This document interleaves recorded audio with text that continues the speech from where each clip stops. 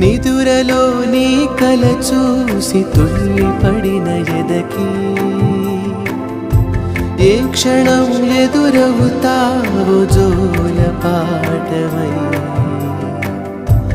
ఆకలని అడగక ముందే నోటి ముద్ద నువ్వై